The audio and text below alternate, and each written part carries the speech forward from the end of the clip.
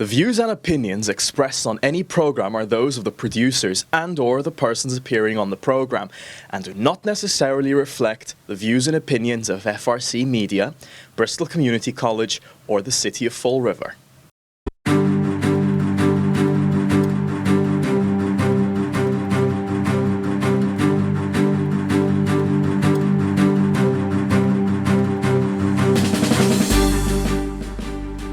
Hi, I'm Mike O'Sullivan, CEO of One Southcoast Chamber, and welcome to the One Southcoast Chamber Business Connection.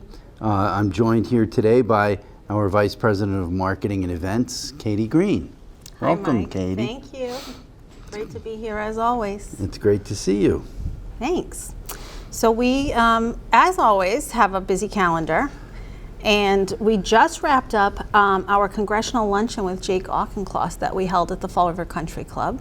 This had been postponed. We originally had it planned for last November, but due to everything that was going on in Congress at the time, and Congressman Auchincloss being called to be in session, we had to reschedule it. So this was when we were able to have him come, and he did a great job speaking to our audience. Yeah, he always does a great job. He reminded us that the last time that he spoke, he had picked up COVID on Air Force One when he came into town with President Biden a few years ago, which was interesting. Then he was when he spoke to us. Then he was speaking through a mask. He was. Although masks were kind of outdated by then. I think it was 22. It was July. I think it was July of 22 that we had him come. But yeah. But he always does a great job covering many topics, and he covers, everything he covers is related to the district. And he's got a very weird shaped district. It goes all the way to the south end of Fall River, and all the way up to Newton, and it takes a couple left turns, a couple right turns. But it is a very weird shaped district, but which with a lot of different demographics. So he's got a lot of interesting work to do. But when he comes down, he does a great job talking about what's happening in our region, and we've got there's a lot that's happening. He started with talking about the effects of the Washington Bridge, which is sometimes we like to say it's frustrating because not just because of the impact it's having, but it seems like the attention is directed more towards Rhode Island side of the impact, where the Washington Bridge, it hurts tourism for us. We have businesses on this side of Providence that are losing employees because it's taking them over an hour and a half to get to work. We have truckers who it's taking them sometimes 2 hours to get what would normally be maybe 35 or 40 minutes. Right. It's a big problem, and even though they say it's going to be fixed in 2 years, there's not too many faithful people. It just seems like it's going to take way too long. But he's on the infrastructure committee, so he's able to, get his hands right in there and advocate and lobby for us. He talked a little bit about the situation in Baltimore, which is just horrible. But again, he's on the infrastructure committee, so he's really trying to stay up to the minute on what's happening as a result of that. But as I said, it's just horrible, but it's really going to affect the economy all up and down the East Coast, because Baltimore is the biggest port on the East Coast, if I'm not mistaken. So it's really, when it's got all sorts of goods and products come through there, automobiles, grains, everything comes through there. So that's going to be tough for everybody. But he's got his hands in the middle of that one, being on the infrastructure committee. And he talked a lot about the local economy. He talked about the things that are happening with Steward Health, which is tough. But it appears that the physicians networks for Steward Health has been sold Optum, which is a subsidiary of United Healthcare, Right. which was announced actually late Tuesday, the date the congressman spoke. But it still has a long way to go. It's got a lot of regulatory process, so we'll see what happens with that. But his major concern, as is everybody, is the health care of all the people in his district, which makes sense, and we're concerned about it. But he's just a great speaker, did a great job, and we're looking forward to having him back. Yes, he's very gracious. He always takes questions from the audience, which I know the audience really enjoys, and so do we. So we're very grateful to Congressman Auchincloss for joining us.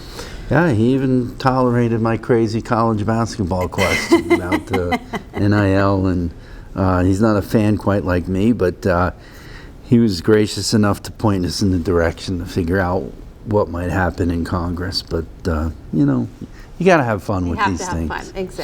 Exactly. So, Mike, last time we were here, we were gearing up for our biannual job fair in March. We've since held it. What a success it was. We had a huge turnout of job seekers. We had over 60 employers. It was incredible. It really was incredible. We haven't had that. We haven't had that vibe in one of the job fairs in quite a few years. And it was always interesting because we would hear from our business members how they're all struggling to hire people. So we would think, we would have a lot more people coming through looking for jobs. And we did. We had a good amount, but the amount of job seekers that showed up, it was countless. And I think we were all really surprised by it. A great surprise. Yeah, everybody was pleasantly surprised. Everybody on the chamber staff, the staff from both mass hires from Bristol and Greater New Bedford were really pleasantly surprised. Every employer that I spoke to was really excited with the quality of folks that came through, the number of folks that came through. And then, by like Tuesday or Wednesday of the next week, we were hearing from many places that people either got hired on the spot or they got hired by Monday or Tuesday, right. Which was really great to hear. And people were telling people at the job fair, don't take another job. I just want you to meet one more person, but don't take a job until you meet with us. And so they were excited, and they were some really good, experienced people. Were getting hired. So it's great to be able to walk around the room, and you can just feel the energy, you can feel the enthusiasm, and if you just kind of stop at a table and you listen to the conversation, and you've got the employer talking to a potential employee or a job seeker, and the job seeker is really upbeat and excited to learn about jobs.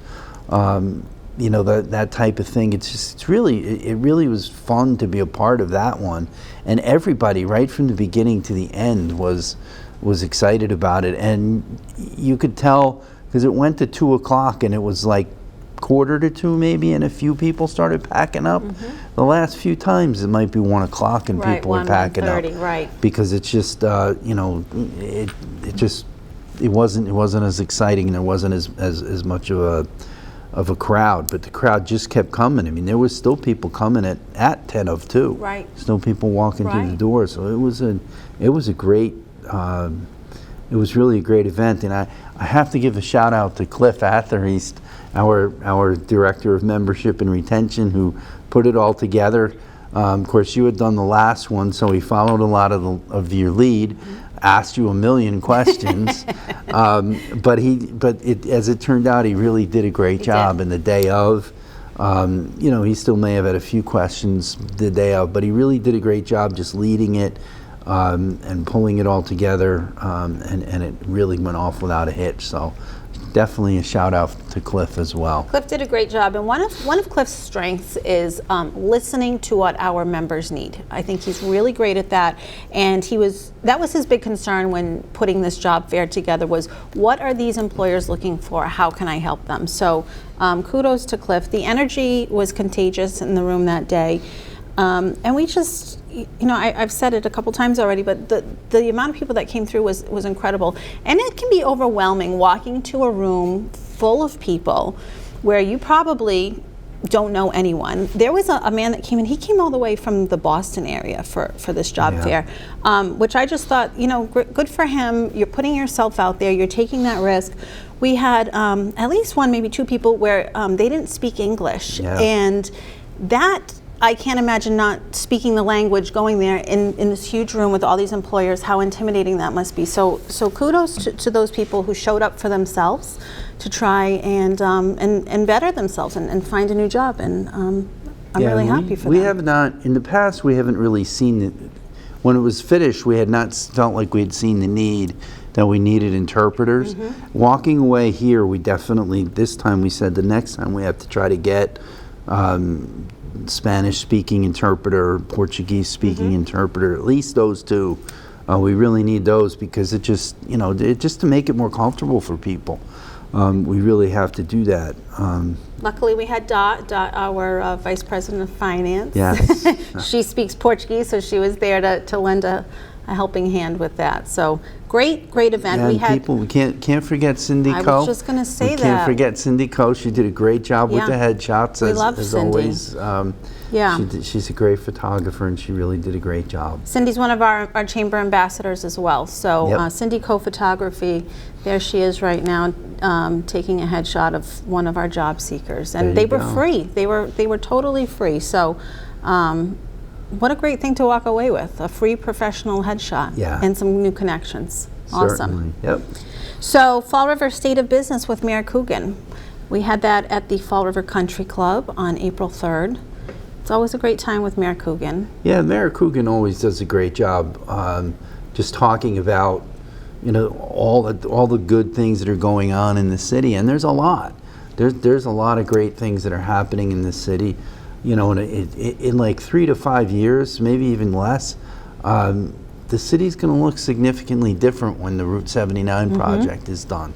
And the mayor has really been a great advocate for getting that done, as have our state delegation. They've all been great at trying to make that happen. It's a little annoying now sometimes when you want to drive down the old Route 79 or Duval Street, but there's so much light at the end of the tunnel. There's the redevelopment authority's in the process of putting a plan together. They've hired a consultant, and they're in the process of getting things together. There, so that's really going to be exciting, and the mayor's looking forward to that. The city's looking forward to that. There's. Of course, he's always talking about arts and culture and building tourism. So there's a lot of great stuff that's happening that the mayor is singing everyone's praise. Right. So thank you to Mayor Coogan for once again speaking to our chamber members. Our education committee, that ball is rolling. That is really seriously rolling. And a huge turnout. So this committee, we just had our most recent one the other week right here at Bristol Community College. What a turnout. Yeah, there was, I'm not even sure, 35, 40 people. It was a great, excellent turnout. And the education committee has always been one of the stronger committees of the chamber. It's, like a lot of things through COVID, it's slowed down a little bit. But, the participation that we're getting now, and we're really, what we've done the last 2 meetings is try to work on, try to really build what's going to be our agenda. And I don't mean like one agenda for one meeting. What are going to be the top 3 or 4 issues that we're going to try to work and solve and build subcommittees around to try to make, really try to make progress. And it's interesting because as we try to focus on things like early college, and now we're really trying to work on internships as well. That's really risen to the top of the class. No pun intended. But as we're working on those topics, it's really good because the variety of people that are in the room, like we even had the captain from the sheriff's department at the county jail was here, and and he's joining the conversation because as we're looking at some of these things as workforce development topics, we're looking at, well, what can he do to help people that are going to be on early release or get out soon? How can we help get them employed? And you've got Mass Reconnect, which people are people over 25 years old can come in, and so we have Laura Douglas, we have Michael Goodman, and you have at least 2 or 3 other people from Bristol in the room.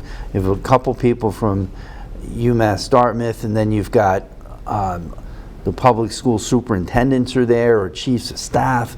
We've got directors of guidance. It's really an amalgamation of people from the education world, and then we represent the business. This time there must have been a bad day because we didn't quite have as many business people as we normally do. But Carl Sueco's always there.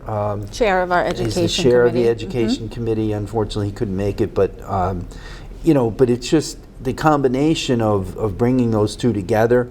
Mass Hire, Greater New Bedford, and the Mass Hires, they don't get enough credit for the things that they do with their Youth Connection programs. So we're really going to try to work with them and bring them closer together with the schools to see what else we can do to help with internships. Because it's funny that you talk to employers, and employers say we need interns. You talk to the schools have plenty of kids that want internships during the school year as summer jobs. So part of what our policies and topics are going to be is figuring out how to make sure we bring them all together. Because that's not just the public schools, it's the public schools, it's Bishop Stang, it's the charter schools, it's up and down to Southcoast, where those are all topics. So there's a lot of really great stuff that's happening. And then we actually had our first conversation about really educator recruitment and retention. One of the things, and we've had this conversation for years at the with respect to businesses, but it's the first time we really had it. And you can kind of get some smirks around the room when you talk about it, but what we really have to do is figure out how to recruit educators from areas that are not already along the South Coast. Right. Let's pull them from Rhode Island, let's pull them from Connecticut, let's pull them from other areas, so that we're not constantly one person solves their problem and creates somebody else's problem. We got to try to work together. So we were talking about trying to figure out a recruiting marketing campaign, recruiting and retention marketing campaign, because that was Jim Benson from Bishop Stang had said, what do we do to let the teachers know that they're doing a great job? Right. And everybody, and it sometimes that happens. It's not just teachers, it's all sorts of employees that the leadership sometimes forgets to tell them that they're doing a great job. Right. Not me. Not you. But I will attest to that. Never you. You're always singing our praises. But so we've got a lot of really great stuff happening there, and we're really excited. And Ian Trombley has taken that over. He's taken over all of our public policy stuff as our VP of Public Policy, but so much of the education world is policy driven that he's doing the education, and I'm really glad that he's doing it because I was doing it. Of course, we reorganized everything, but I was doing it, and I just don't have the time right now to be able to give to it that he's giving to it, and he's really doing a great job. And the education world was one area where he didn't have any experience other than having gone to school. but he had never really worked with those folks. He had worked in healthcare. He had worked in government affairs with Congressman Keating's office, but he had not actually worked in the education field, and he's picking it up really quickly. Yeah. I mean, he's a as you know, he's a very smart guy, and he's doing a great job with it. So we're excited and looking forward to really building on our education base again. Absolutely. One of the other things that we're building on is our DEI initiatives. And in a few days, we're having the Mosaic DEI panel that's in conjunction with Bristol Community College. It's being held right here on April 9th. And Mosaic, this is my favorite thing to say every time we're on here. Mosaic stands for Multicultural Opportunities Serving Area Industries and the Community. That great acronym. But it's all about, it's an opportunity for our area business leaders from all backgrounds to come together to learn more about what makes up the tapestry of our community. And we have had, we have a little bit of a ways to go, and this has been just gaining momentum the entire time. People are so excited. They're signing up left and right to attend this event. It's a free event. It's a free event in conjunction, and it's not only the chamber, it's also our DEI and HR councils that are also co-hosting this with Bristol. Yeah, we're really excited by it, and of course, Bristol, for quite a few years now, Bristol Community College has been out in front of the DEI initiatives that are going on in our region. Just like offshore wind, where they've always been a leader. They're a leader with DEI. Dr. Douglas has been on our DEI committee since day one, and it's just the things they do, the way they think outside the box on every topic, I think is really what created the Mosaic event. And I'm not going to state what the acronym is, but we're looking forward to it. It's going to be a really good event, and the team at Bristol is really great, and our DEI committee is really excited about it, and we've they've been working really hard, and we're looking forward to it. DEI is, everybody thinks diversity, they think race. But it's not just diversity as far as race goes. It's equity, it's inclusion, it's bringing people in. We've got some really great social service organizations that remind us frequently that it's also disabled folks. Right.